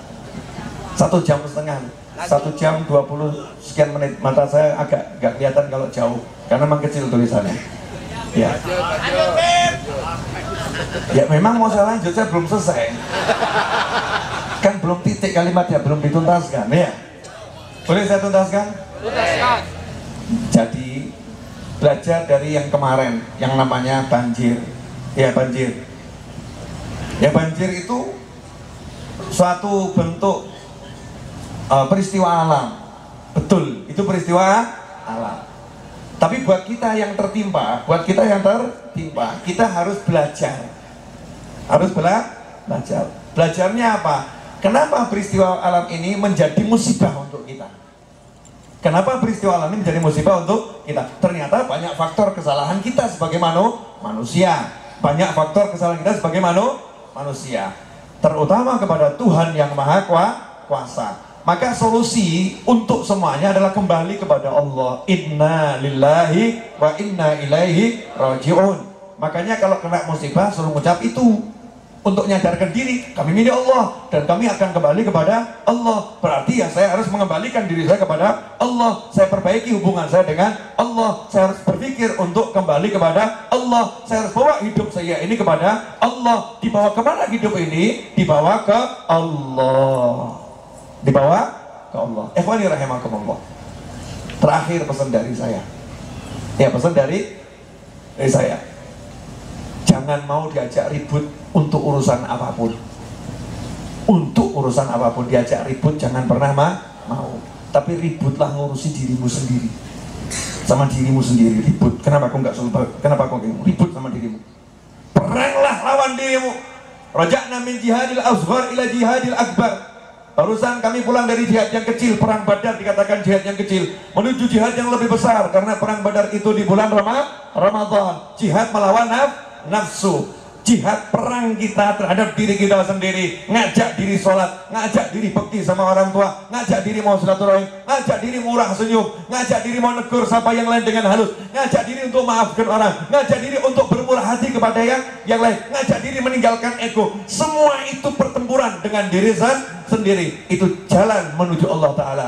Walladzina jahadu fina lanahdiyannahum subulana wa innallaha lama'al muhsinin. Kata Allah Ta'ala, dan orang-orang yang berjuang di jalan kami, maka kami akan tunjukkan jalan-jalan kami. Subulana, bukan sabil, subul. Kami akan bukakan jalan-jalan kami. Jalannya ke Allah nanti akan jadi mudah. Kemanapun dia berada akan dibimbing menuju Allah, didekatkan dengan Allah. Wa innallaha lama'al muhsinin. Allah akan menjadikan orang-orang yang beriman itu bercahaya, dan Allah akan bersama dengan orang-orang yang beriman. Maka kunci dari semua hidup ini akan bahagia kalau kita udah tinggalkan yang namanya dunia, segala sesuatu selain Allah, dan kita kembalikan semuanya kepada Allah. Tidak cari excuse, nggak cari alasan apapun, tapi kita salahkan diri kita sendiri. Mulai dengan perbaiki diri sendiri, maka otomatis diri dan sekitar kita akan menjadi baik. Terakhir, untuk para suami yang suka mengeluhkan istri, betul, memang banyak istri yang nyebelin, betul. Saya sebagai laki-laki paham. Banyak istri yang nyebelin. Tapi istri itu dibuat nyebelin karena kamu memang menyebalkan. Karena kamu memang menyebalkan. Lalu kamu disuruh sholat aja nggak bener. Kita disuruh sholat nggak bener. Disuruh zikir malas. Ya, disuruh pegang tasbih, rajin pegang handphone. Kalau pegang tasbih berat, pegang handphone itu ringan. Padahal tasbih itu ringan, handphone itu berat. Betul lah, betul. Karena kita jadi pria-pria yang menyebalkan dalam pandangan Allah Ta'ala, maka dikasih istri yang jadi menyebalkan. Sebetulnya istri yang nggak menyebalkan, dijadikan menyebalkan. Untuk apa? Rasain, kamu lupakan aku akan buat kamu terlupakan. Kamu nggak mau mengingat aku, maka aku buat kamu nggak diingat. Kamu menjauhi aku membuat sesuatu menjadi jauh untukmu. Hidupmu jadi susah. Buat para istri yang punya suami menyebalkan, ya, punya suami menyebalkan, suka marah-marah, nggak perhatian dan lain sebagainya, ya itu juga karena dirimu sendiri. Ya, dirimu juga menyebalkan. Iya, suruh nutup aurat nggak nutup, suruh ngurangi dandanan belepotan, suruh ngurangi dandanan apa belepotan, disuruh senyum sama suami, senyumnya sama suami orang, sama suami sendiri kurang senyum. Hadir orangnya, hadir. Ayo kita jujur, orangnya hadir, entah di dunia nyata atau di dunia maya. Oh, kita mau belajar kok. Kita mau belajar. Kalau sama, Masya Allah, sama Habib Novel senyum, Habib, sama suaminya apa mas? Isyada. Oh boy. Kalau terus suamimu jadi menyebalkan, ya wajar. Kalau kamu menyebalkan, nggak, ajarannya Allah nggak kamu atur, nggak kamu taati kok. Kamu nggak jalan di realnya Allah, maka sama Allah dijadikan suamimu sebagai ujianmu. Jadi semua itu akan jadi baik kalau kita baik sama Allah. Inna lillahi wa inna ilaihi raji'un. Kalau udah kita kembali ke Allah, semuanya jadi beres. Terakhir, dah selesai nih. Kayak tadi terakhir, nggak akhir-akhir. Lanjut terus. Ya. 23.50. Iya, betul ya. Entah betul, entah salah, pokoknya jamnya jalan terus. Terakhir begini. Ini terakhir. Tahu kisah Nabi Yunus alaihissalam? Nabi Yunus Nabi itu nggak mungkin berdosa ya. Jadi kamu jangan pakai kepalamu terus ngomong Nabi berdosa. Nggak ono judulnya Nabi kok berdosa. Nabi, siapapun nabinya tidak pernah berbuat dosa. Nah itu yuk, Nabi Adam di Al-Quran, aso Adam robbah, ya, Adam menyalahi Tuhannya, berarti Nabi Adam berbuat dosa. Ngawur kamu. Masa Nabi Adam berbuat dosa? Enggak. Tapi kan dilarang makan buah khuldi. Terus kalau Nabi Adam makan buah khuldi, oh lupa. Orang lupa tuh nggak dosa. Betul menyalahi aturan, tapi karena lu lupa. Contoh. Kamu dilarang makan di siang hari Ramadan. Kalau kamu siang hari Ramadan makan, berarti menyalahi aturan enggak? Jadi kalau misalnya namamu Fulan menyalahi Tuhannya karena makan di siang hari Ramadan, betul atau salah? Betul. Tapi ada tambahannya, karena lupa. Kalau karena lupa berarti berdosa, hanya melanggar saja. Melanggar, tapi nggak berdosa. Melanggar tapi nggak berdosa. Contoh lagi, kamu makan yang haram, dosa nggak? Dosa kalau kamu tahu. Kalau kamu nggak tahu, dosa nggak? Kalau nggak tahu nggak dosa, tapi efeknya dapat nggak? Dapat. Kamu minum racun, dosa nggak? Dosa, karena bunuh diri. Tapi kalau kamu diracun, dosa nggak? Enggak. Judulnya nggak tahu, tapi teracuni. Tapi dampak racunnya kena nggak? Kena. Nabi Adam tidak berbuat dosa, tapi dampak dari yang dimakan itu kena.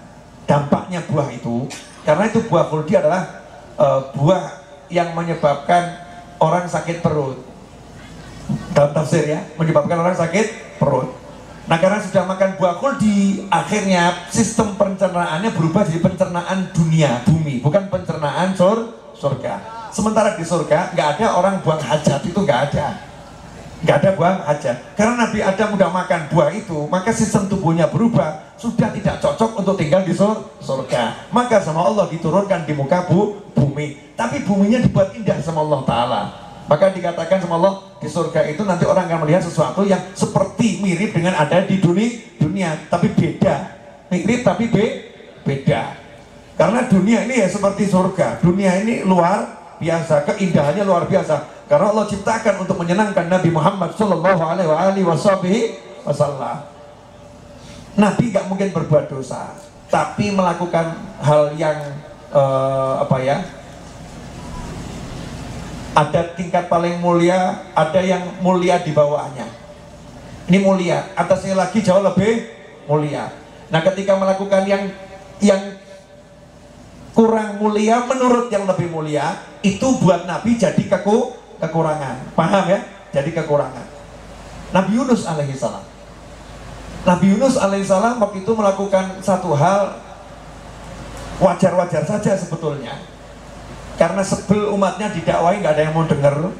Setelah ratusan tahun dakwah nggak ada yang mau dengar, Nabi Yunus akhirnya pindah, umatnya ditinggalkan. Ngapain ngeramain orang yang mau dengerin? Nggak pindah dia. Nabi Yunus pindah. Tapi Nabi Yunus ini pindah sebelum ada perintah dari Allah Ta'ala. Belum ada perintah dari Allah Ta'ala. Sama Allah Ta'ala ditegur. Ya, sama Allah Ta'ala ditegur. Cara negurnya Allah gimana? Ini kisah ini luar biasa. Al-Quran menceritakan. Nabi Yunus kan pindahnya naik kapal. Pindahnya naik kapal, naik perahu. Makanya kalau kita belajar kisah di Al-Quran itu, asik dong itu. Kamu senangnya Harry Potter sih repot. Senangnya Harry Potter, Skywalker, Spiderman, Superman ya, yang karangannya orang-orang nggak punya wali itu. Itu kan orang-orang nggak punya wali, akhirnya ngarang wali.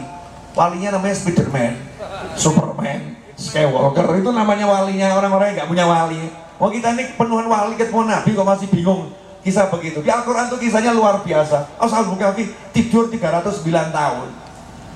Orang-orang Barat itu yang percaya sama Al-Quran tapi bingung tuh akhirnya buat pesawat, ya pesawatnya diisi mesin tidur, orangnya ditidurkan, nanti setelah diprogram melek. Itu dari Ashabul Kahfi. Cuman nggak mau iman sama Ashabul Kahfi, jadinya seperti itu. Lanjutkan boleh? Naik kapal nih, naik kapal. Subhanallah. Allah Ta'ala kirimkan angin,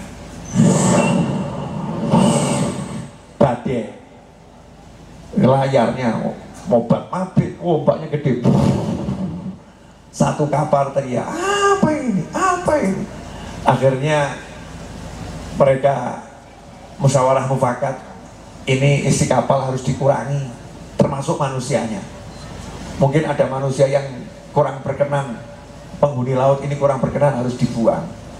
Mari kita biar adil, kita lakukan undian kopiok seperti arisan.